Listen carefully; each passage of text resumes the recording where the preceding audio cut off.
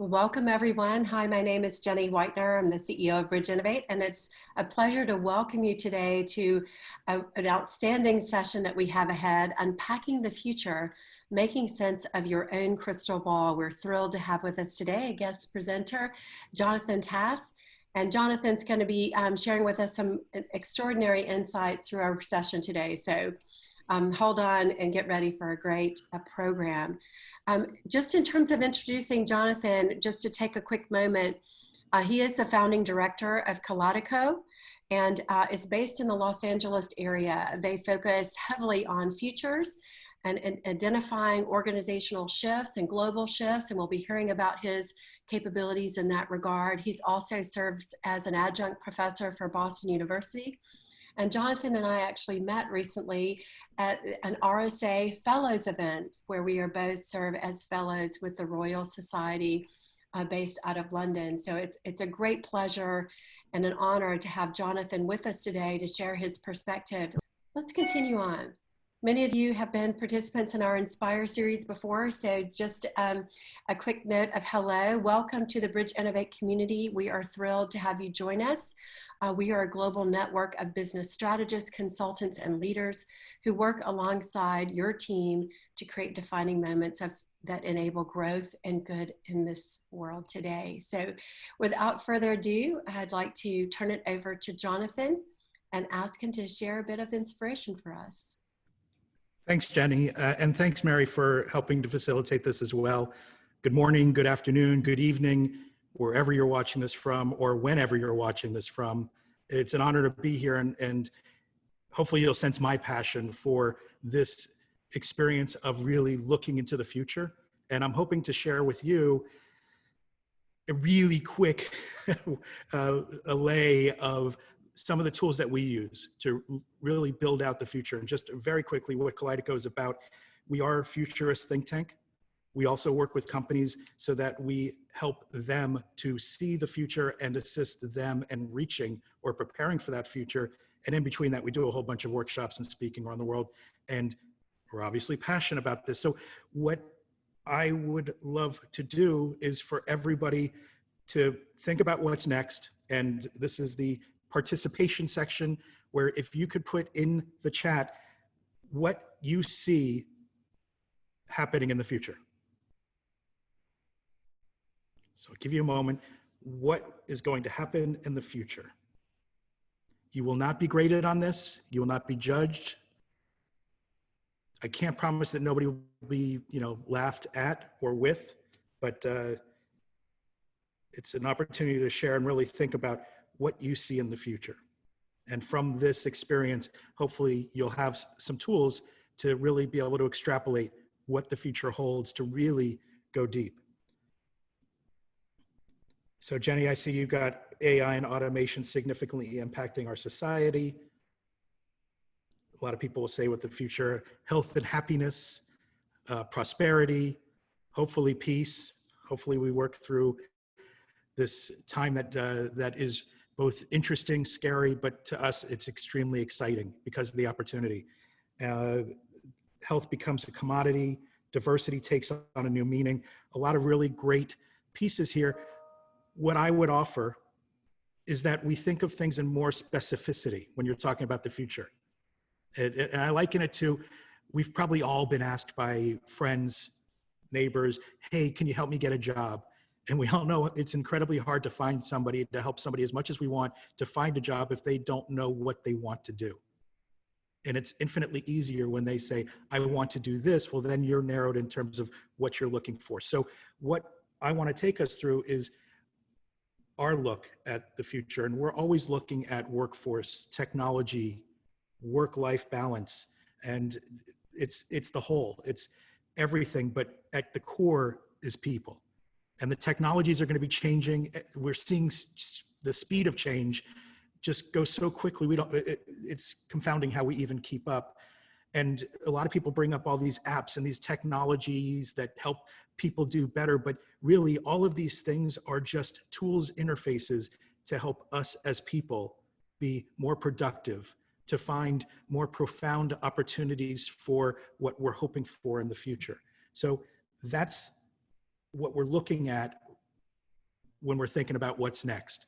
So just to take this a step level, the next level, whether you're talking about yourself as a business owner, as a member of a business team, as an investor, as just your own person and what you're thinking about for the future, we look at this hockey stick in an interesting way, because we look at the human progress along with time. And we look at these ages, and now we're in the digital age, and there's a bunch of companies that have been around for a long time that are established, where they've got, let's call it bolt-on legacy systems that have always been there. And then you get the disruptors that are coming into play, right? And they're not limited by red tape. They got to see what was happening and make their own judgment of what's going to happen. And as that establishment, we've got to be looking at, well, what do I do? Is it a development? Do I develop it internally or acquire, et cetera, et cetera? And even if you were to try to do those things, it takes time. And then the disruptors have moved ahead, and you're looking at the challenges of integration versus sustainability after you've acquired one of these companies. How do you keep this stuff going? Ultimately, you have misaligned values. So the thing to be thinking about when we're looking at the jump ahead, looking into the future, it goes way beyond. We're looking at Industry 4.0, which it's sort of like the dawning of the age of Aquarius. It feels like we've been in the dawning for 50 plus years. When is it actually going to happen? Hopefully soon, who knows? But we're looking at Industry 4.0. That's what we're heading into, where it involves all of these pieces of AI, et cetera, just all that cool stuff. But we need to jump ahead to meet the needs of incredible change, to really be at the forefront and to know the direction that we're going in. And a lot of times that really takes a lot of imagination.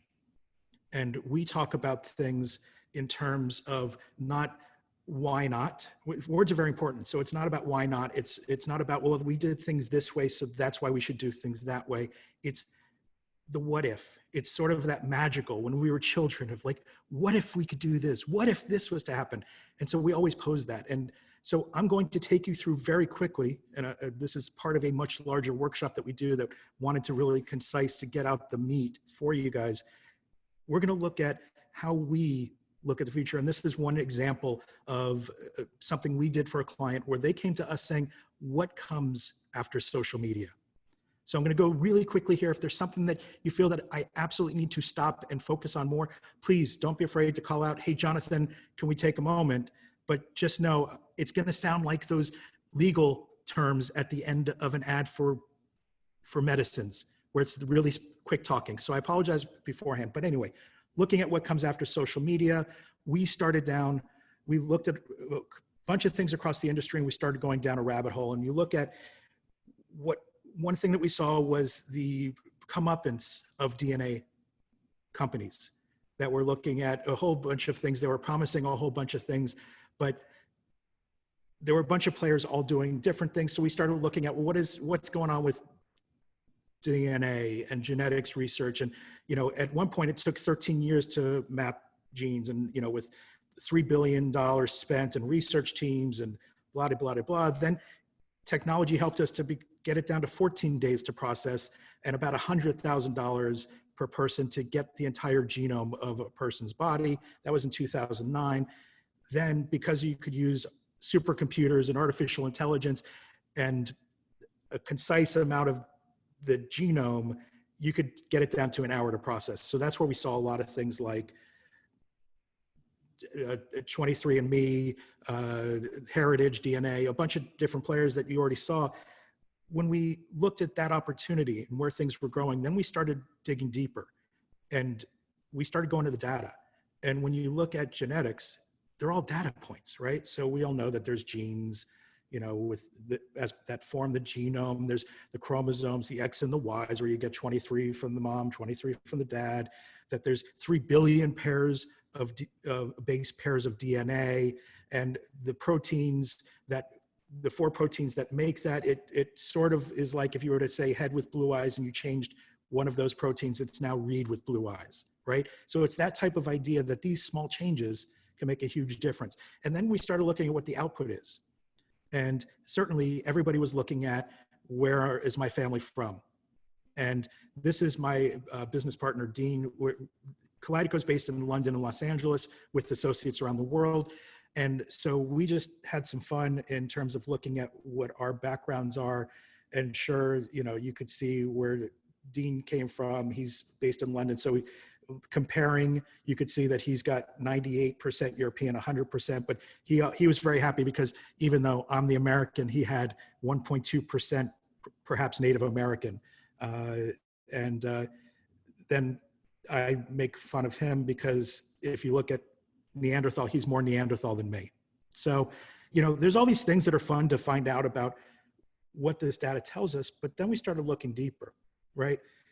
In the case of 23andMe, it's about medicine and it's about health. And so they start from that, we're able to see for ourselves, like, do we have the variant that might lead to us getting a disease? If we then compare to each other, we both had the same issues here, but then you could get into wellness and you start looking at things like we both had our muscle composition was common in elite power athletes. Other things like he's more likely to consume caffeine and I'm less likely. We're both likely tolerant of lactose. We both have lighter eyes, which is true. You know, the system wouldn't know that we both have blue eyes. Red hair, no red hair. And you might ask, well, what's the difference? Well, we know that redheads feel a different type of pain. And so there's all these little insights in the data because we went big and then started looking and going down the rabbit hole deeper. Things like we both have wet earwax. I have no idea what that's going to tell us now, but somebody can use that data to help us in some way, shape, or form. Asparagus odor detection. Don't need to get too much into detail, but some people can smell it when it's processed and some people can't. The other thing is some people can't tell the difference between soap and coriander, however you pronounce it. And when you get into taste, all these different types of things, there's actually companies that were developed like Venome that looks at your DNA and will start to suggest wines that you'll like because of your DNA makeup. Then we started taking it a little bit deeper. So Dean has this first cousin, Ash, who, you know, yeah, he's alike, but there's this other guy down here, Rhett, who is maybe a third to fifth cousin. So Dean reaches out to this person and, you know, they've got a bunch of stuff matching.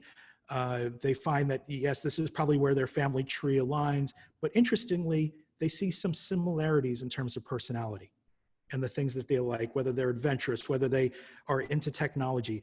I know that this is just one small piece of the larger research that we did, but it totally talks to the point that in looking at the DNA and digging deeper and just asking a bunch of questions, hitting a bunch of things at the wall, we started with metaphor of what if? What if genetics, like what does that play? What comes after social media? And we determined from this that what comes after social media is genomedia.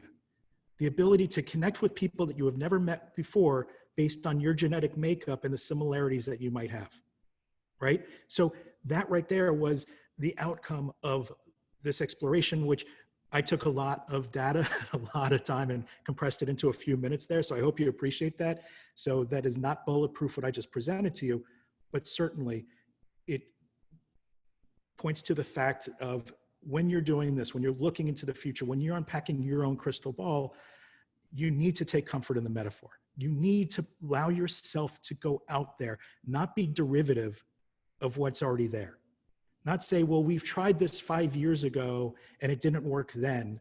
Hell, at this point, if you said we tried something 6 months ago and it didn't work, have the reasons why it didn't work and then bounce that against the wall and say, well, 6 months later, our processes are faster, our society is looking at things differently, might it work now? Enter the rabbit hole. I cannot say how therapeutic this is, not from just a business perspective, but with all the stuff that we're seeing in the press about whether it's politics, whether it's everything going on in our world, it's a great escape to be able to just go on the internet and go down the rabbit hole, looking for the research, spend your time while you're laying in bed trying to get yourself to fall asleep to look further. And that's the beauty of this too, is I'm not saying work at all hours, work 24/7, but I'm saying it gives you the flexibility to do this work. And then ultimately, one of the things that we'll get into a little bit deeper now is that drawing back to the present is a labyrinth. And it's all about checking what your theories are about what the future holds. And you'll find that, especially when you think in metaphor, there might be some things that you, on the surface, think, this is really cool, but I don't think it's possible. I mean, people have been talking about flying cars for how long, and where are they? You know, we're constantly challenged with that. So going down the rabbit hole, drawing things back. It's when you were a kid and you had those mats on the diner table that you could take your crayon and draw on. How many of us actually followed the labyrinth the way you were supposed to? We all went to the end. And then we started drawing our way back so that we could find the path with the least resistance.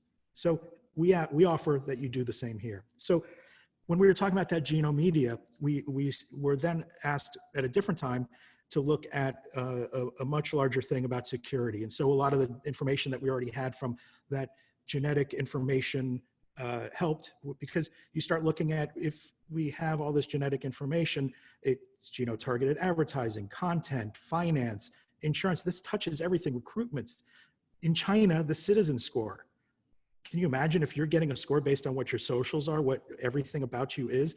They're spending just in China, $9 billion in genomics.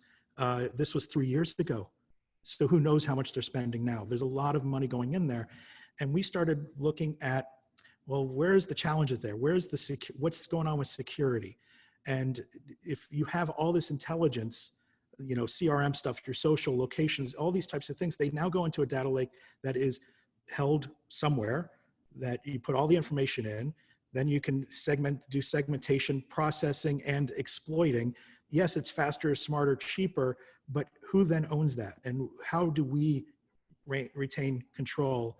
And we started looking at, if we're really going to look at the future, we've already talked a lot about artificial intelligence. We've talked about genetics. We wanted to introduce blockchain into this equation.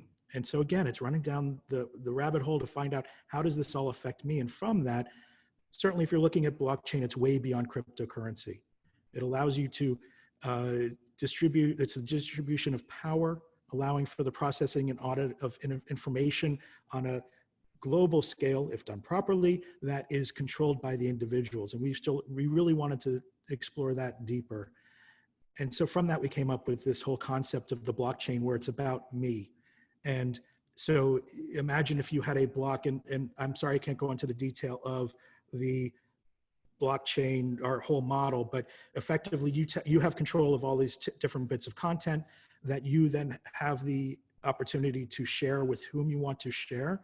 And from that, so if you had a block with your purchases, and you had a block with your content, you could do all these microtransactional pieces to give access to. So when we're talking about travel, how amazing will that be if we could then it can track our location, our loyalty, our visas, so that we aren't traveling as the airlines were making us travel with less stuff that we're carrying.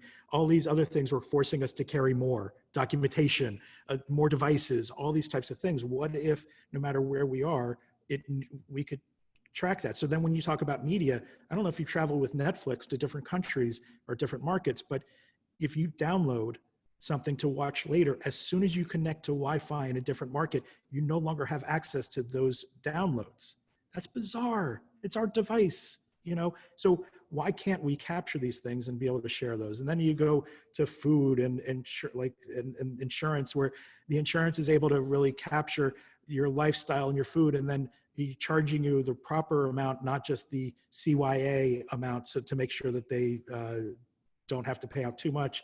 And then governance, where it's again, tying into property goals. I'm trying to go through this far too quickly to give it justice, but I'm using this as an illustration of how exploring further and banging at the walls just to see what can be, what can happen, where that gets you. So steps for unpacking the future: deliberate intention. What future are you looking for? You might find after you've done this exploration, whoa, I don't want that future, but at least you know that.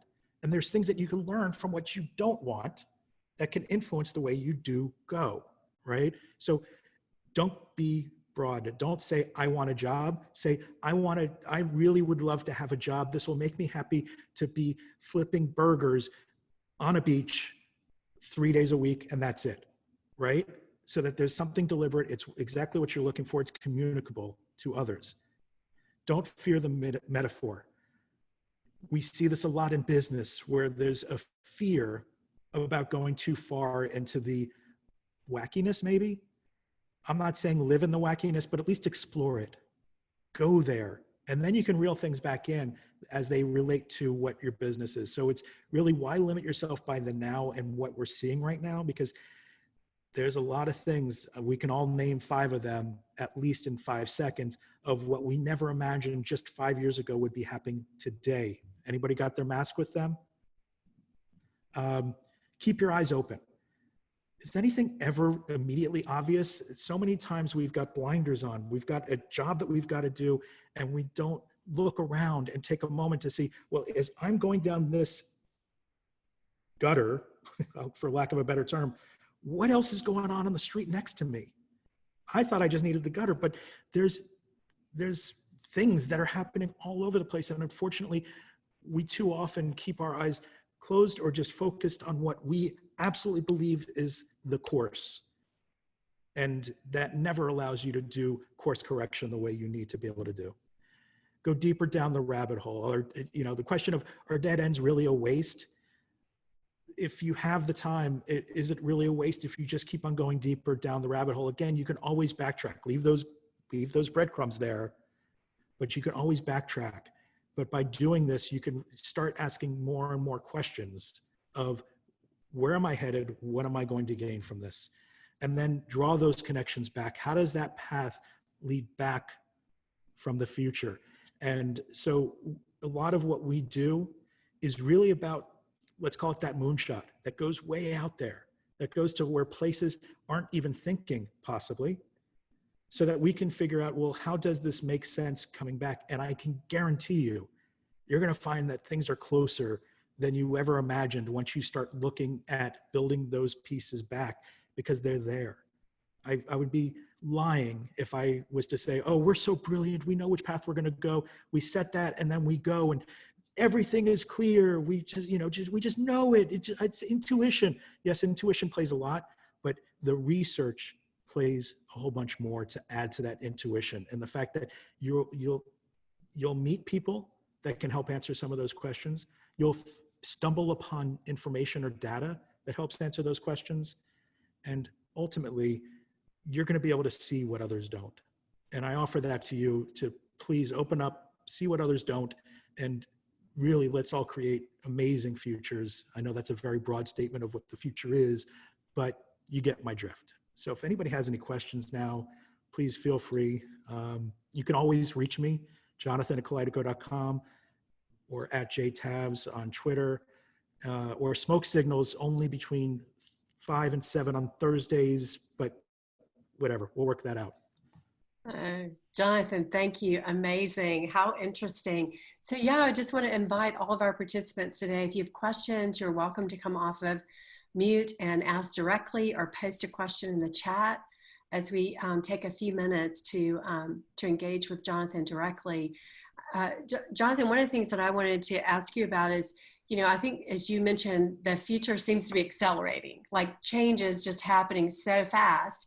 How do you see organizations preparing? Like you talked about the fact that you'd recently been engaged to say, what's after social media? How do you see organizations building muscle to deal with this rapid pace of future transformation? Right, so we talk a lot about brand OS within Kaleidoko, where it's an operating system. So when we use any operating system, when a revision comes up, we don't all start from scratch. It's additive.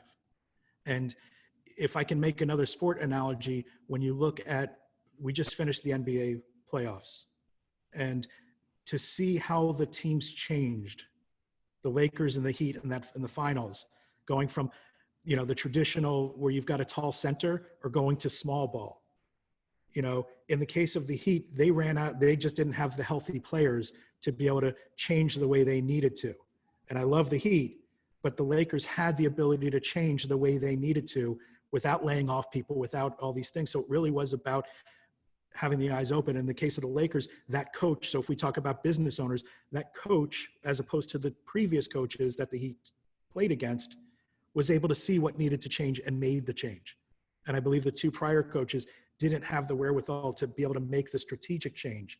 So I think that when we work with our clients, it's really about how do you set up your system, your infrastructure, so that you can, again, not just keep the blinders on, but you're working towards an end, but being open to the fact that you might need to shift things. And I'm not talking about, whole team go right or whole team go left on the, and we unfortunately see that too much with startups because they're chasing the dollar. But if you can create your team so that you have the agility, and it might be that your hiring practices are not the traditional ones where, well, this person came, like they've got 5 years of accounting, so that's why they should be on our accounting team, right? It might be that they should be somewhere else. So that's the long answer. Any other questions from the audience today? I would agree with you, Jonathan, that I think people maintaining that sort of open view, the curiosity, and actually the purposeful dedicating time to scanning for what's next and what's coming, and then looking at consequences, like look at these different scenarios. What if this were to happen? How will we be agile? How will we respond? And seize that opportunity. I know, Mary, you had mentioned in the chat, I don't know if you want to share briefly as we begin to wrap up, the example that came from some of our future scanning work with the Future School. Sure. I was just mentioning, actually, I think it's Ami. We were privately chatting about sushi singularity. It's a future concept, as Jonathan was mentioning, looking way ahead. There is a concept utilizing health data. So just like 23andMe, they send out a health kit, you can submit it, and essentially they have a analysis system operation embedded to a restaurant experience. So they're able to identify nutrients, minerals that each individual person is in need of, and they're able to customize and potentially 3D print sushi to serve in a restaurant, which I think is a really interesting concept. And I was just mentioning to Ami, or I'm sorry if I'm mispronouncing your name, that they were planning on opening a concept restaurant in Japan. I don't know if it ended up happening, but I think it's a really interesting idea. Also, just tapping into what Jonathan was mentioning, I was like, oh my gosh, it's already happening, right? And I see a question coming in from Ami where it says, is science the only way back to social progress? Back up the social progress? I think science is a huge component of it. First of all, we've got to get people to agree that science is a guide as opposed to political gesticulation. So yes, I think that science is a part of it, but we've seen already that the science is just one part. We look at the genetics. Genetics are science, right? But there's still that human factor. We all share 99.9% the same. And it's that 0.01% that makes each one of us different. And so that's why we keep on saying it goes back to people. And we've got to figure out systems that helps people to be able to come together socially to move forward and to progress. Good. And well, Mary, if I may, I'm sorry, your talk about sushi, it's really interesting because as we've seen in the pandemic, we've lost all of those, the sushi, the revolving sushi places, right? And Kura Sushi is one of the bigger ones across the world. Kura actually started something. They realized, okay, if we can't do it here, we can bring it to people's homes. So they actually have, like, you obviously have to have a big house. I don't know if you can work in many of the houses in Japan because the houses are too small. But if you had a big enough house and you had around $700 to spend, they would bring a revolving system to your house to do that. So again, it's that whole thing of looking at things differently, being open to different possibilities, because that change is as absolute as death and taxes. And so it's how do we look at these things and respond to it? Because it's going to happen. Yeah, and that's a good point. So change is going to happen just like death and taxes. I love it.